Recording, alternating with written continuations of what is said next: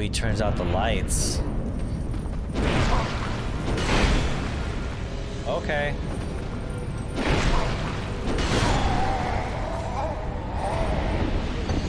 Well, that was just unfortunate the way that was planned out.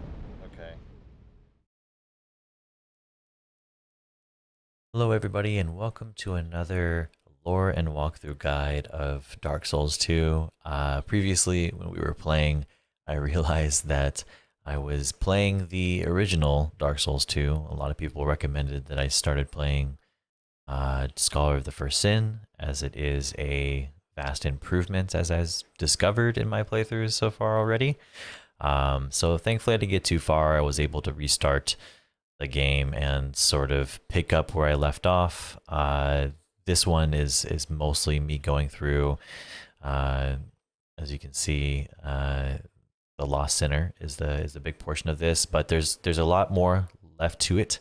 If you'd like to catch the rest of this specific fight, I do have that highlighted on my Twitch stream. That's Chill with Sad Dad, or you can watch the whole broadcast and watch all my many deaths and exploring this little prison here. So this fight with the Lost Sinner turned out to be a veritable gold mine as far as Dark Souls lore goes, and leaves a number of open ends and possible theories to their identity, their purpose, and of course one of the very first of the 4 old ones in the game. So as before, I will show you what I can and what I learned with the lore, and of course please keep in mind that a lot of the gaps that exist between the dialogue, the item text, and the environments in Dark Souls 2, I think part of it's deliberate, some may be accidental, but it's kind of a theme, and it's been both enjoyable in the sense that it's very open-ended and a lot of interpretation is filled in, and also can be kind of frustrating, namely the identity of the Lost Sinner. I think a lot of people confirm one side, but there's not any debunking for some of the more truthful ones. There's a lot of theories, I guess is what I'll say. So I want to talk about some of the items that we see first. So this is outside the fight, of course, but just for your own information, if you look at the Lost Sinner's soul, you'll find that the punishment is self-imposed. It states in the item text that a lot of the reason why the prisoner is there or still remaining is because of their own self-imposed torture. I recommend you also look at the penal mask. You can actually buy this in the game, and it says, and I quote, "Spikes pointing inward suggests that this was not only used to bind prisoners, but to torture them as well. The sword she carries is noted as unassuming, but also harms the user." So the two-handed sword that the boss carries begins to actually shave away at your health the more you use it. Perhaps this was meant as a way out, because of course, like, why would a sword be in a cell like this? Maybe the being held there, you know, sort of as a VIP of sorts. Maybe this was a way out after all the pain and torture, and sort of an option never taken by someone who felt duty-bound to suffer. We learn she is one of the old ones after the fight, but what terrible fate has led her to such self-imposed torture? To know this, we have to look at the conflict of Alken, originally Aken and Ven, or Vane. I would love to go into this with detail on another video perhaps, but for now, know that they are 2 kingdoms with a great degree of bad blood. Their history is most likely one that was once conjoined at one time and then separated.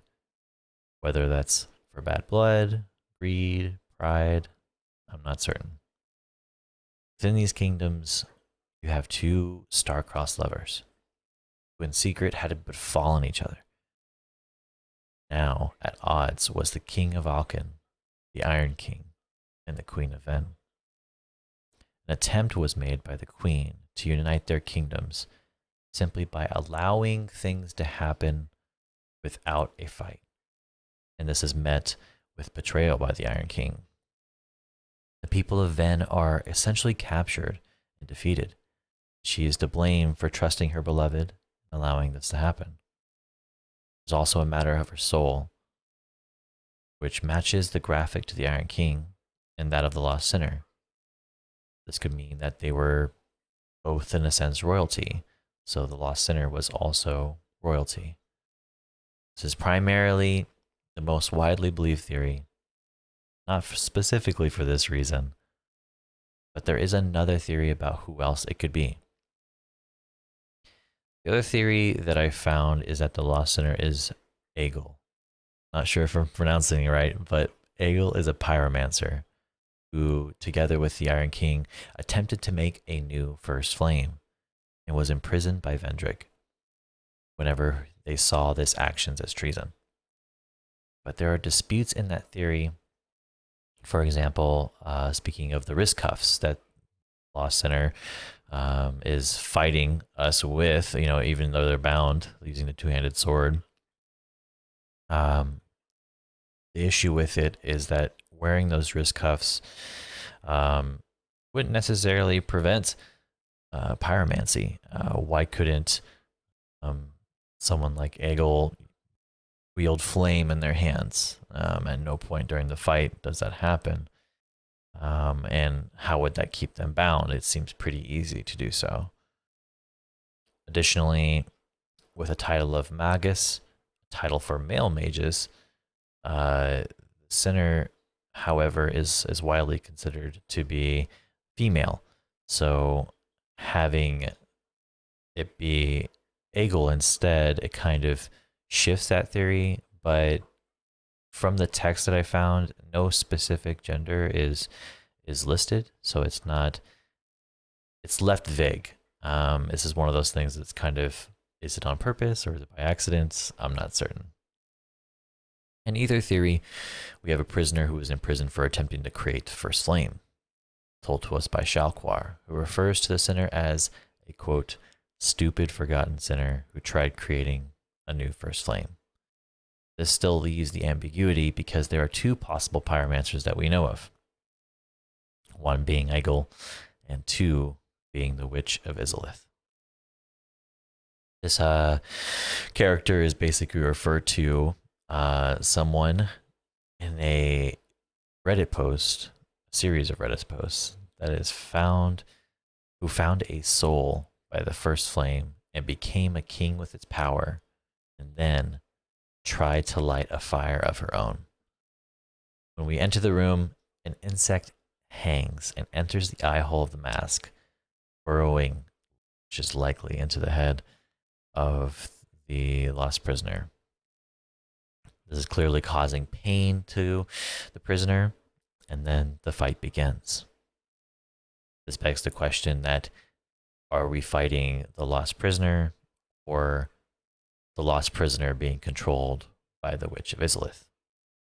This would also explain Shalquar's quote of stupid, forgotten sinner, meaning that it was simply referencing the possession of the lost prisoner rather than specifically whose body it was possessing. When we enter the room, we also know that without going too much into it, the stories of the two kind of parallel one another in that they both had a great moment of betrayal and a great moment of failure. We could see those as either the reason why they were connected. I don't want to go too much outside of the lore of this specific character, but I think that their characters are very similar in how they've arrived to this point.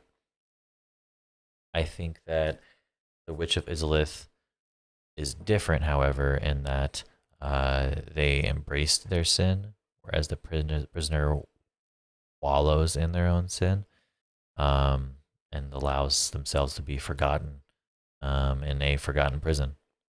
I think it's definitely possible for the remains of Isilith's soul to reconstruct a living vessel, and it would explain the immortality of the lost sinner not needing to eat or drink. Perhaps the prisoner's will to fight was not her own, but the witch's will to fight, trying to save her life, maybe for her own ends. Essentially, if you're going to kill somebody I'm going to use for my own purposes, then I'm going to embody them to fight. That would explain their sudden aggression, and of course, the use of that two-handed sword, which is very, very aggressive. Thank you all for watching another lore walkthrough of Dark Souls 2, Scholar of the First Sin. I actually took a lot of recommendations for this fight and learned quite a lot, not only about Dark Souls 2 gameplay, but just lore in general, and with so much more to explore. If you want to catch these live playthroughs, we're currently playing Dark Souls 2 on my Twitch stream. Be sure to follow and subscribe here, and like the video if you want to see more in the future. And leave in the comments for me maybe some fights that you would like to see or some lore that you would like to hear about. It's not always easy to grasp all the lore through the gameplay, but I think it's interesting the amount of compiled information I found in these fights. And like I always say, if I ever say something wrong or I need to correct anything, I would love to correct it the best that I can. I just want to do right by the community, and I just want to thank everyone who has been so kind so far. Big thanks to your clock and Aaron, who big helps so far in these fights. So hopefully we'll continue these streams and more intense boss battles and lore to come in the near future. Thank you. You're the worst, sir. You're the worst, sir.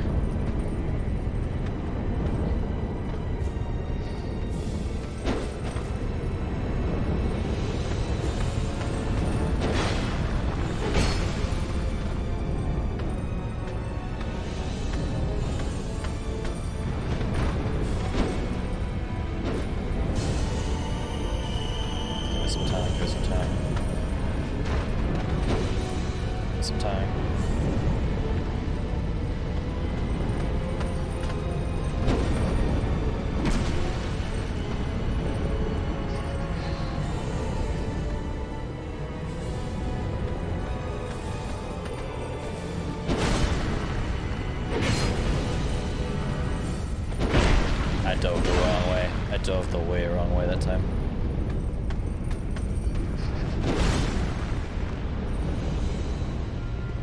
I should attack him during that time, but I get so disoriented during it. Like, I can only do it when it's like that, like when it's directly behind me, you know? I wasn't ready for the two. I wasn't ready for the two. Ooh! Ooh! Holy shit, he went way different than I expected on that.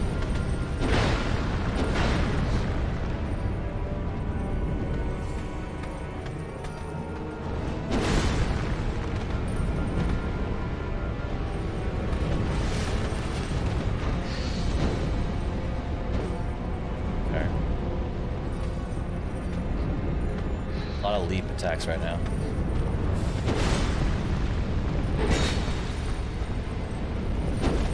Dang it. Charges, I should jump to the right. I don't know why I keep on trying to left.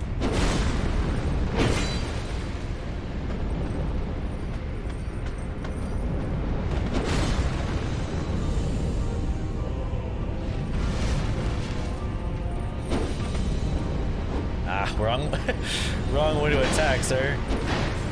He is way over there.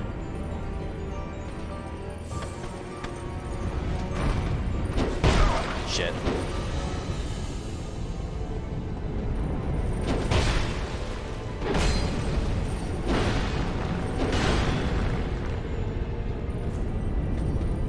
shit.